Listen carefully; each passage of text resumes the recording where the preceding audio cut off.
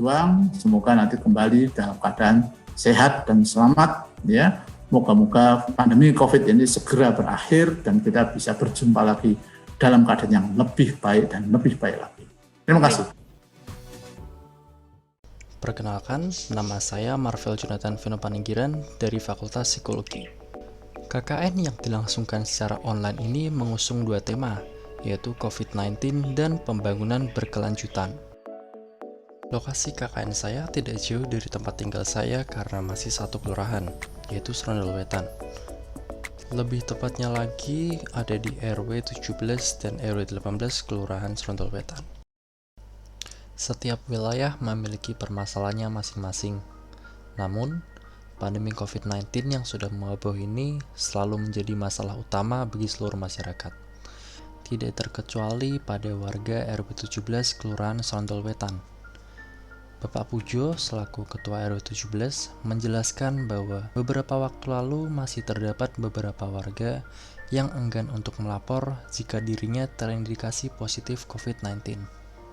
Warga tersebut enggan melapor karena adanya ketakutan akan dijauhi serta dikucilkan oleh warga lainnya.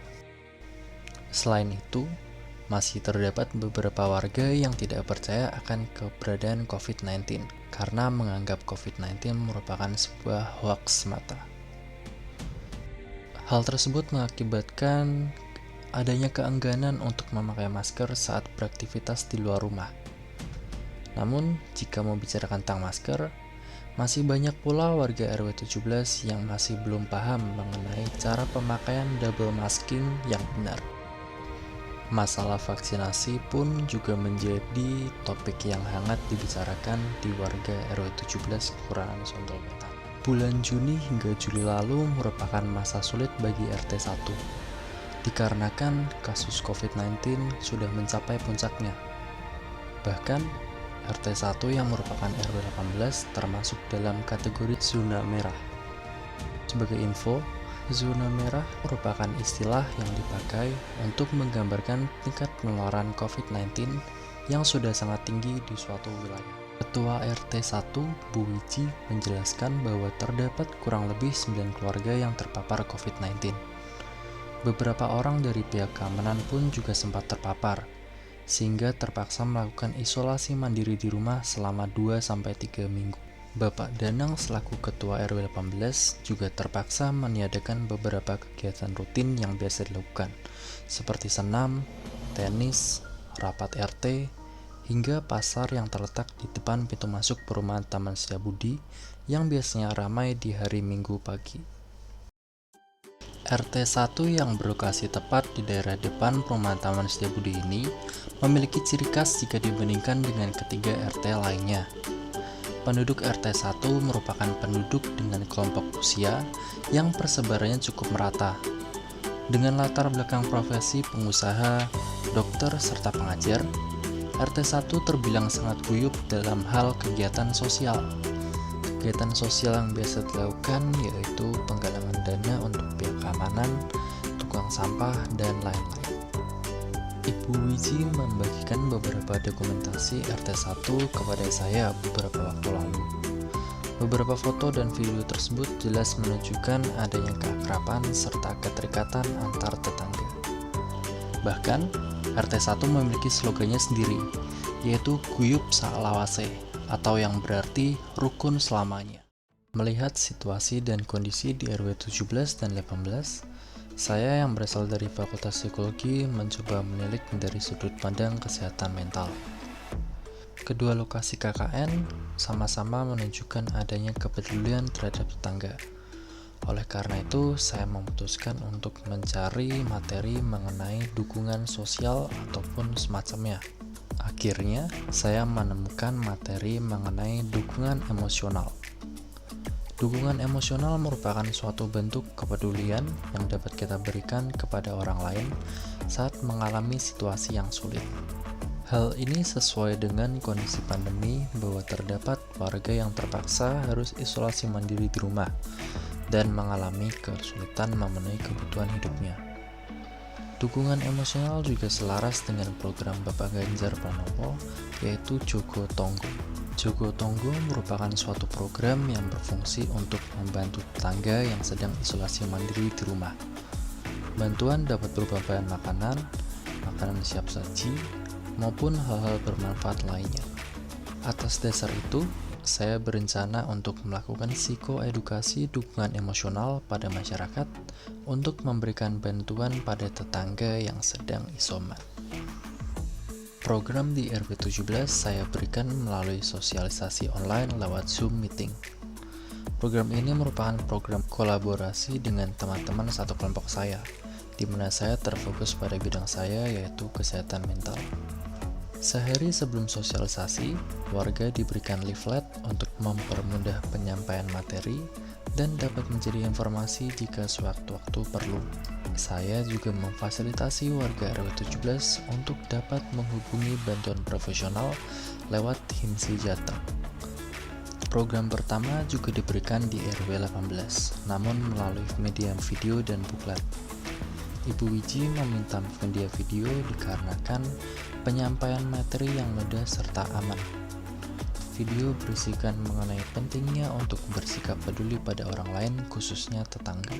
Video diupload ke platform YouTube supaya lebih mudah untuk diakses warga RT 1. Selain melalui video, kelompok saya juga memberikan buklet mengenai tata cara isolasi mandiri beserta informasi yang penting untuk diketahui selama melakukan isolasi mandiri. Program kedua yaitu psikoedukasi mengenai manajemen stres. Saya memutuskan untuk melaksanakan program saya kepada Karang Taruna RW 17. Saat mengambil data, beberapa responden mengatakan bahwa dirinya sesuai dengan indikasi adanya gejala-gejala stres. Hal ini sesuai dengan beberapa artikel berita yang saya baca mengenai dampak buruk pandemi pada remaja. Saya memberikan video edukasi dan poster mengenai cara-cara yang bisa dilakukan untuk mengatasi stres. Dari kedua program ini, saya berharap bahwa program yang saya jalankan dapat bermanfaat bagi RW 17 dan RW 18. Assalamualaikum warahmatullahi wabarakatuh. Pada rekan-rekan KKN dari Universitas Diponegoro untuk testimoni kegiatan KKN di wilayah kami. Kemarin ada beberapa program, utamanya itu untuk penyuluhan masalah COVID. Jadi apa COVID itu, apa obatnya, apa isoman, itu semua dari warga kita sangatlah bermanfaat, sangatlah membantu dan menambah wawasan kita dalam bisa mengentaskan wabah pandemi COVID ini di wilayah kami. Semoga mahasiswa DKN Undip tahun 2021 tetap semangat, tetap bekerja keras untuk bisa mencapai apa yang diharapkan kita semua. Terima kasih. Assalamualaikum warahmatullahi wabarakatuh. Bisa pemerannya teman-temannya sendiri, anak Undip, anak-anak udah bagus kontennya gitu, kontennya udah bagus. Kalau bisa ada dialog, jadi ada dialognya dikit tuh kena.